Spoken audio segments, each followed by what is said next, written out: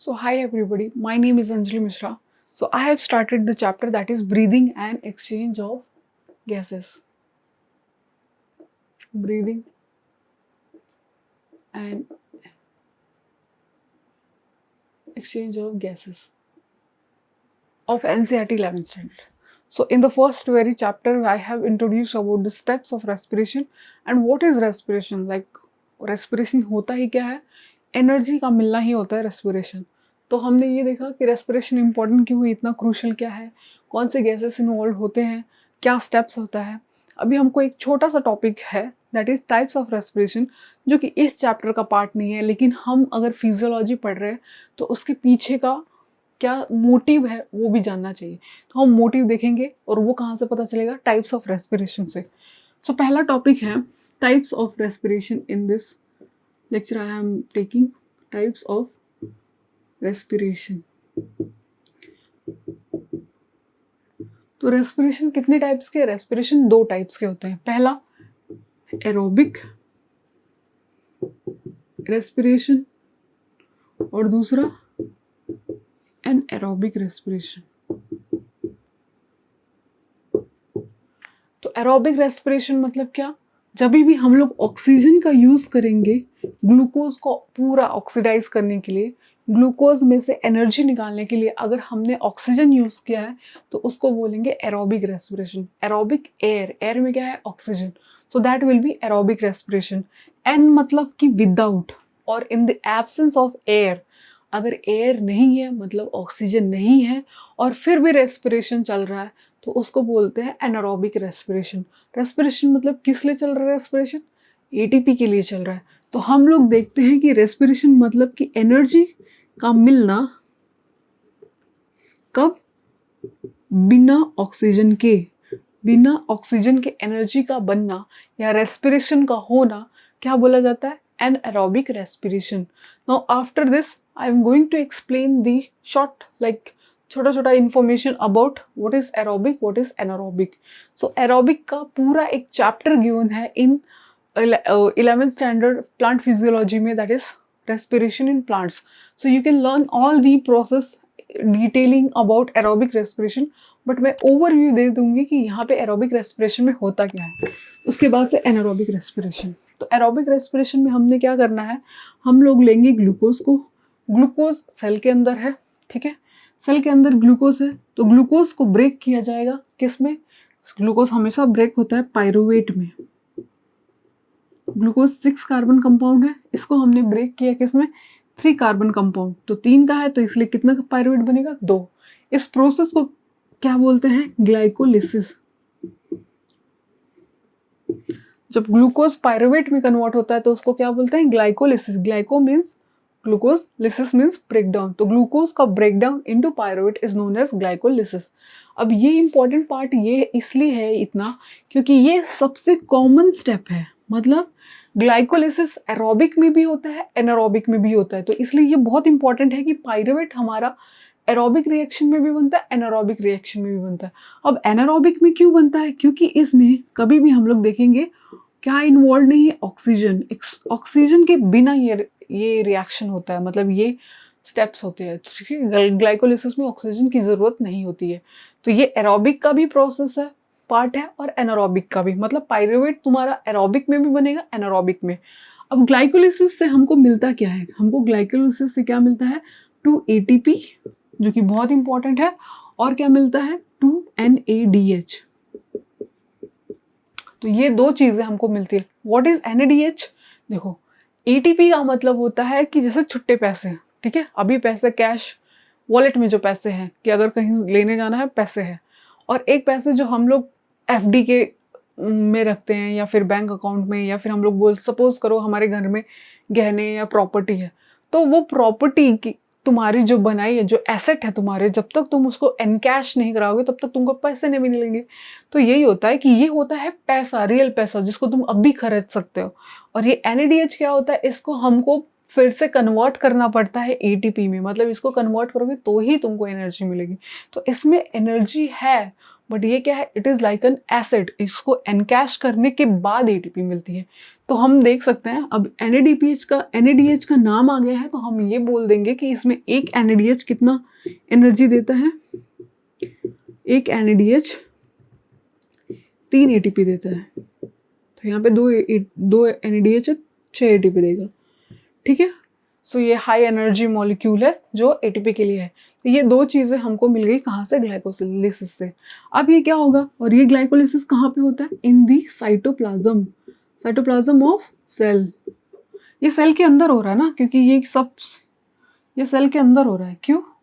क्योंकि ये सेल के अंदर क्यों हो रहा है, क्योंकि ये सेलुलर रेस्पिरेशन में ही एनर्जी की बात कर सकते हो। बाकी के पूरे स्टेप्स रेस्पिरेशन के क्या करने के लिए लगे हुए हैं कि भाई ऑक्सीजन जो इनहेल किया लेके आओ कहाँ पे, सेल के पास, तब जाके एनर्जी मिलेगी, सेल बनाएगा एनर्जी।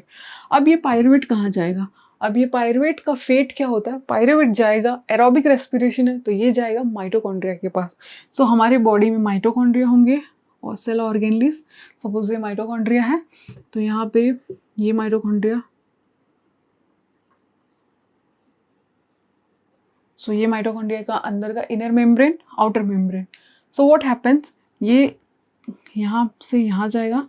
अब यहाँ पे एक रिएक्शन होता है इनके मैट्रिक्स में, इनके मैट्रिक्स में जो रिएक्शन होता है, ये मैट्रिक्स है और ये इनर मेम्ब्रेन है, मेम्ब्रेन, ये आउटर मेम्ब्रेन, ठीक है। तो हम देखेंगे कि मैट्रिक्स में कौन सा रिएक्शन होता है। मैट्रिक्स में दो रिएक्शंस होते हैं, एक होता है जिसको बोलते हैं linking reaction. Linking reaction, linking reaction मतलब क्या, जो ग्लाइकोलिसिस, और दूसरा एक होता है क्रेब्स साइकिल। जो ग्लाइकोलिसिस ये स्टेप और क्रेब्स साइकिल को लिंक करे उसको बोलते हैं लिंकिंग रिएक्शन। तो यहाँ पे क्या होता है, जो 3 कार्बन कंपाउंड है उसको हम लोग यहाँ पे मैट्रिक्स में लेके आते हैं और इसको कन्वर्ट किया जाता है किसमें, 2 कार्बन कंपाउंड। तो लिंकिंग रिएक्शन में हमको क्या मिलता है, acetyl CoA, acetyl CoA। Acetyl CoA कितना, एसिटाइल मतलब 2 कार्बन कंपाउंड, एक डीकार्बोक्सिलेशन हो जाता है, तो हमको ये प्रोडक्ट मिला और NADPH मिलता है, ठीक है। सो एसिटाइल CoA के बाद यहाँ पे मिल गया। अब ये एसिटाइल CoA को हम लोग कहाँ पे लाएंगे, ये देखो यहाँ पे क्या मिला, एसिटाइल CoA कहाँ पे मिला, लिंकिंग रिएक्शन का प्रोडक्ट है, ठीक है। डीकार्बोक्सिलेशन होता है 3 से, अब कितना हो गया, ये 2 कार्बन कंपाउंड। अब ये एसिटाइल CoA कहाँ पे घूमेगा, यहाँ पे घूमने आएंगे।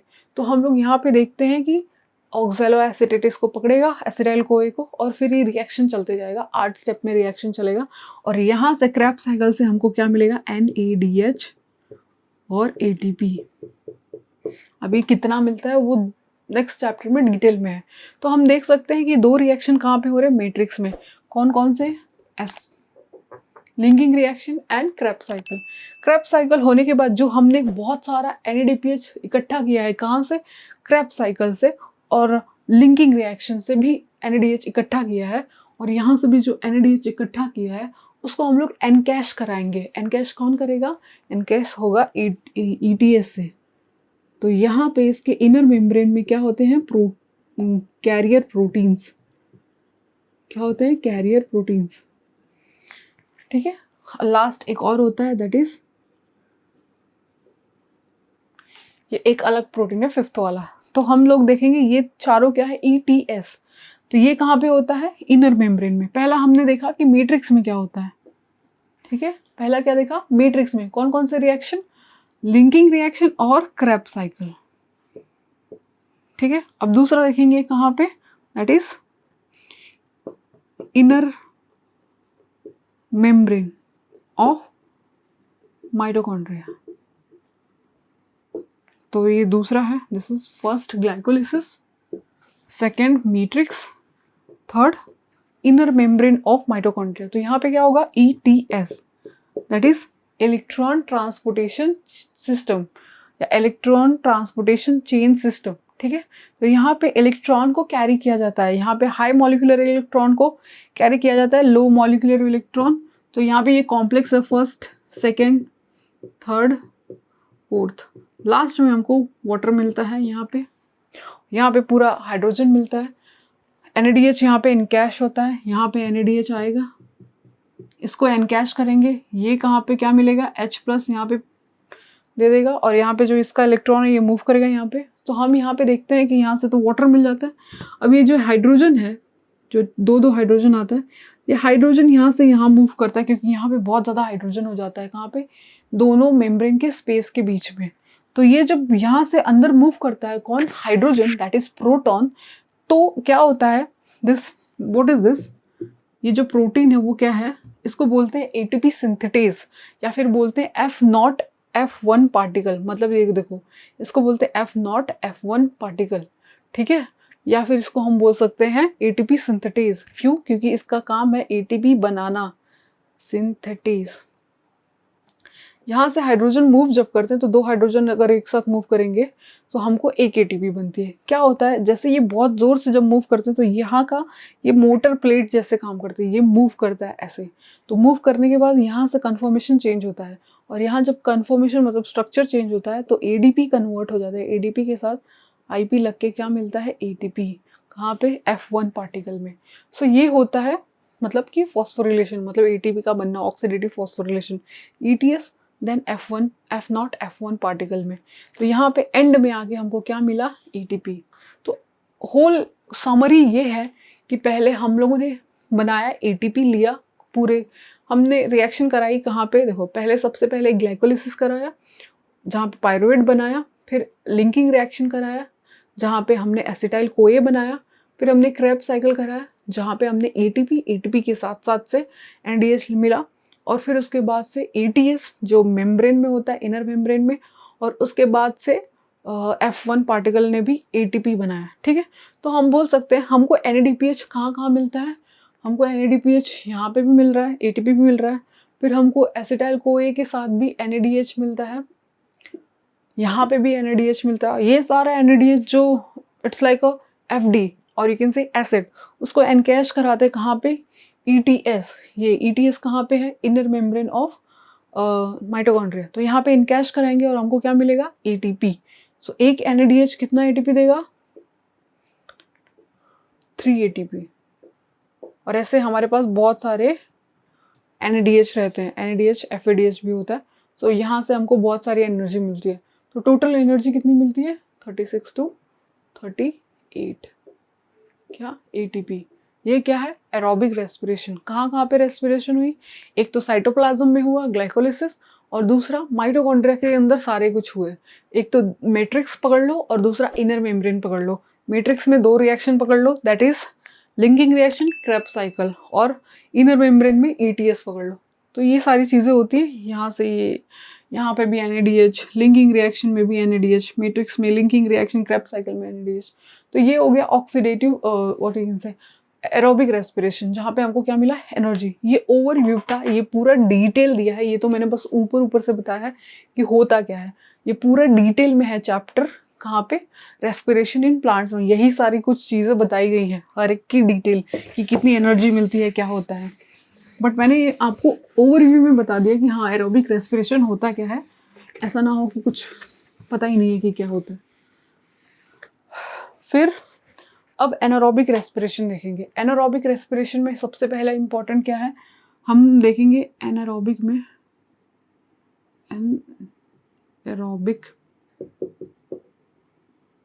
एनारोबिक रेस्पिरेशन में सबसे पहले देखेंगे लैक्टिक एसिड कैसे फॉर्म होता है। मतलब मसल्स में क्या होता है, मसल्स जब हम बहुत काम करते हैं तो मसल्स फटीग हो जाते हैं मतलब कि थक जाते हैं कैसे, और क्रैम्प आ जाते हैं। तो क्रैम्प क्यों आते हैं, क्योंकि यहाँ पे स्टोर हो जाता है, फटीग की बात नहीं करते, यहाँ पे स्टोर हो जाता है क्या, लैक्टिक एसिड। तो वो लैक्टिक एसिड कैसे बनता है, देखो अब मसल्स के पास भी क्या है, एरोबिक रेस्पिरेशन तो करेंगे ना, ये एनारोबिक थोड़ी है, ये पहले एरोबिक ही करते हैं, बट इनको एनर्जी नहीं मिल पाती है। तो ये शिफ्ट कर जाते हैं किस पे, एनारोबिक पे, कि एनर्जी बनते रहे।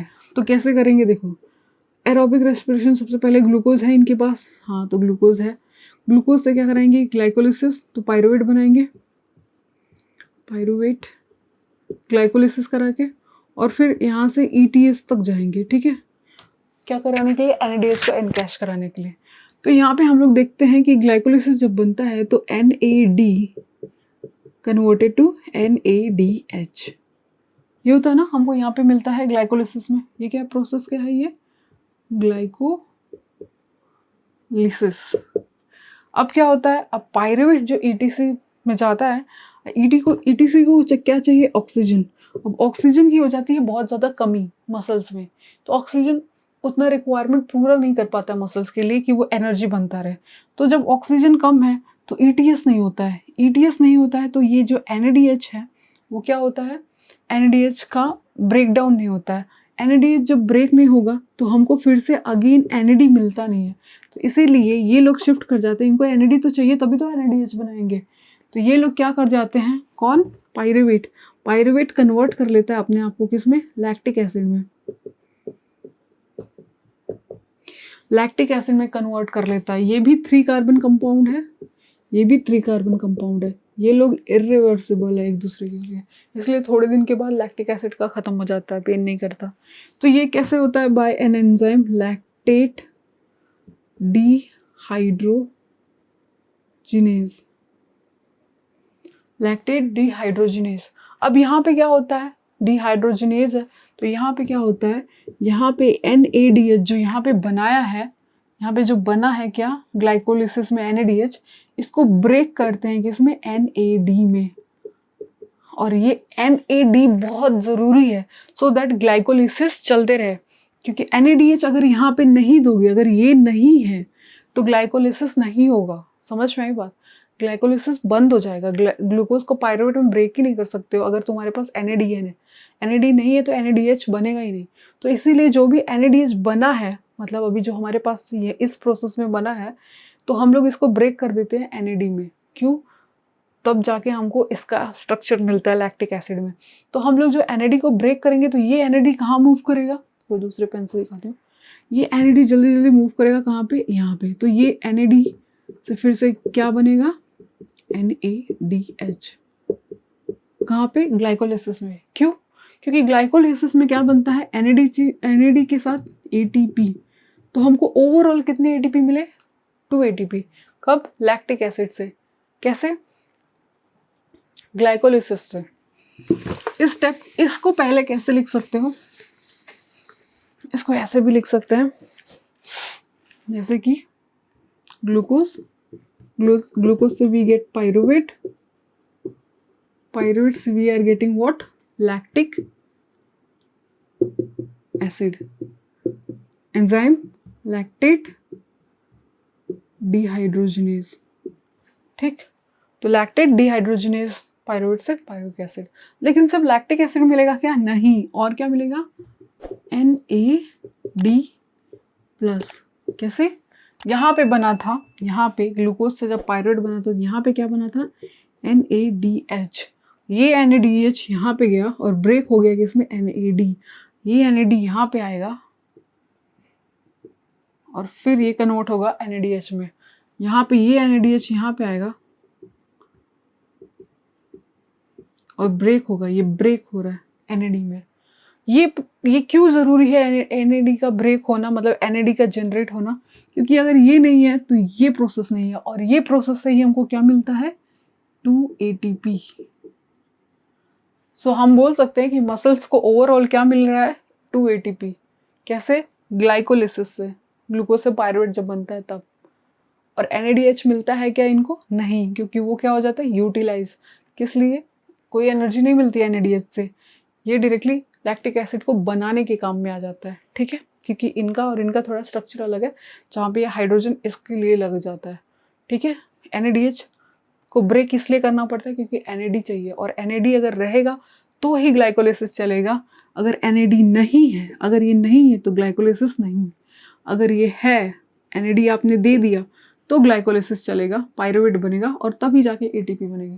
तो मसल्स को ATP तो चाहिए ना, तो उनकी ऑक्सीजन से डिमांड पूरी नहीं होती है, तो वो एरोबिक छोड़ के एनारोबिक करते हैं, कम से कम 2 ATP तो मिले, नहीं तो ETS बंद ही हो जाता है वहाँ पे, ठीक है। तो इतना जानना, ये थोड़ी डिटेल है, अगर आपको थोड़ा ही समझना है तो हम बोल सकते हैं कि हमको क्या मिलता है ग्लूकोज से, lactic acid plus 2 amount of ATP, ऐसे भी देख सकते हैं। फिर हम देखेंगे यीस्ट में क्या होता है।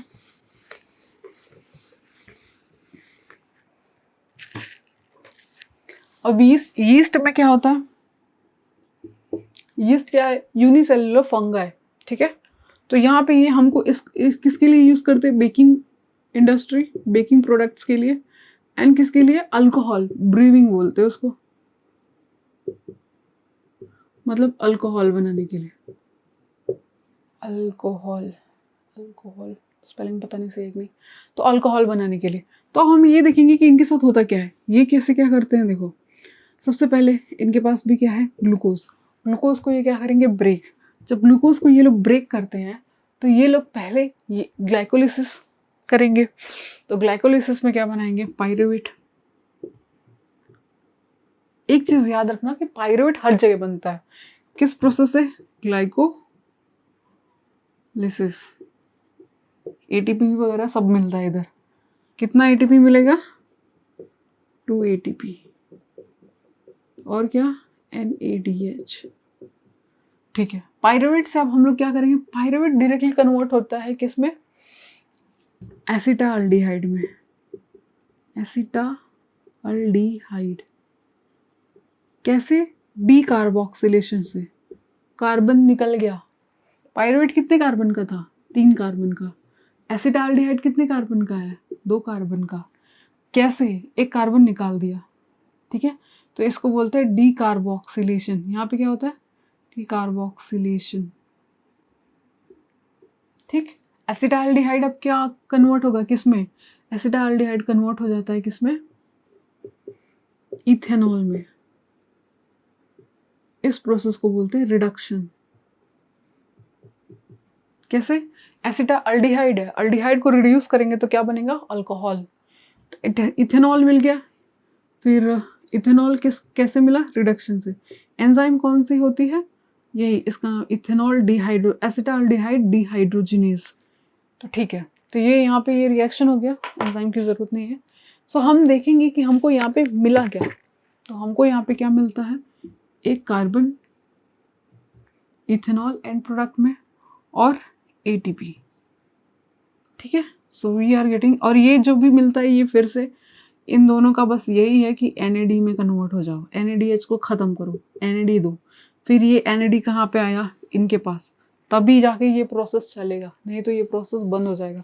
क्यों, क्योंकि इनको NAD नहीं दोगे तो ये NADH बनाएंगे नहीं।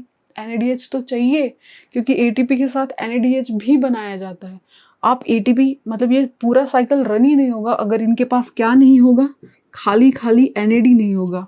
अगर ये NAD नहीं है तो NADH नहीं बनेगा। NADH नहीं बन रहा मतलब ये प्रोसेस यहीं पे रुक गया, यहाँ पे रुक गया मतलब ATP नहीं बन रहा। समझ में बात। तो यहाँ पे हम लोगों ने देखा हमको एंड प्रोडक्ट क्या मिल रहा है, वो देखो, इथेनॉल, जो कार्बन रिलीज हो रहा है, कार्बन डाइऑक्साइड, और ATP किससे मिला है, ये ग्लूकोज से। तो एक ग्लूकोज इथेनॉल देगा, कार्बन डाइऑक्साइड देगा, ATP देगा। तो हम बेकिंग प्रोडक्ट्स में देखते हैं कि कार्बन डाइऑक्साइड वही फूल जाता है तो बेटर, जैसे इडली या फिर ढोकला, केक, ये सब में हम लोग फूलने का जो सिस्टम देखते हैं वो कार्बन ट्रैप हो जाता है। इसलिए कितनी एनर्जी मिलती है, 2 ATP इनको भी मिलती है। फिर यीस्ट के बारे में ये भी बोला गया है कि 13% से ज़्यादा ये अल्कोहल प्रोड्यूस नहीं कर सकते क्योंकि उसके बाद से टॉक्सिक हो जाता है, तो ये खुद ही स्टार्व करने लगते हैं। ये सारी बातें गिवन है इन दी plant physiology, that is respiration in plants, but this is cellular respiration which is being taking place in yeast, in our muscle cells anaerobically और हमारे अंदर एरोबिकली। तो ये सेलुलर रेस्पिरेशन का थोड़ा सा पार्ट था जो कि मैंने बता दिया। अब ये आगे की फिजियोलॉजी चैप्टर में सिर्फ हम ये देखेंगे कि ऑक्सीजन को लाया कैसे जाता है, कहाँ तक, सेल तक। सेल के साथ, सेल के बाद क्या होता है वो मैंने थोड़ा इन्फॉर्मेशन दे दिया। अब सेल तक लाने तक की प्रोसेस को देखेंगे ये इसके बाद के पूरे चैप्टर में, ठीक है। तो मुझे लगता है समझ में आया होगा, फिर भी मैं एक बारी कंक्लूड कर देती हूँ।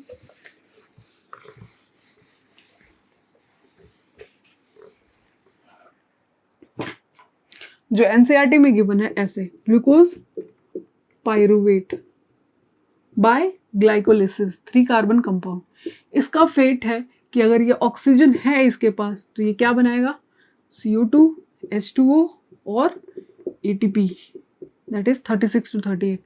अगर ऑक्सीजन नहीं है, अगर ऑक्सीजन नहीं है तब क्या बनेगा, मसल्स रहेगा, मसल्स में क्या बनेगा, लैक्टिक एसिड, कौन, पायरुवेट, लैक्टिक एसिड, ठीक है, और प्लस 2 ATP, NAD भी लिख सकते हैं क्योंकि ये भी तो ज़रूरी ही है ग्लाइकोलिसिस रन कराने के लिए, ATP जनरेट कराने के लिए ग्लाइकोलिसिस से। फिर यहाँ पे ईस्ट में क्या होगा, क्या मिलेगा, कार्बन डाइऑक्साइड डिकार्बोक्सिलेशन से, और क्या मिलेगा, इथेनॉल, पहले इथेनॉल लिखते हैं, मेन है इथेनॉल, कार्बन डाइऑक्साइड और ATP, कितनी, 2, यहाँ पे भी NAD देखेंगे, NAD नहीं रहा तो ग्लाइकोलिसिस ही नहीं चलेगा, ये प्रोडक्शन ही नहीं होगा, ग्लाइकोलिसिस से ही ATP मिलती है, ATP चाहिए तो ग्लाइकोलिसिस चलाओ, और ग्लाइकोलिसिस चलाना है तो NAD चाहिए, और NAD कब मिलेगा, जब NADH को जो बना है ग्लाइकोलिसिस में वो खर्च करोगे तब। तो ये प्रोसेस होता है कहाँ पे, एनारोबिकली, और वो हो गया एरोबिक।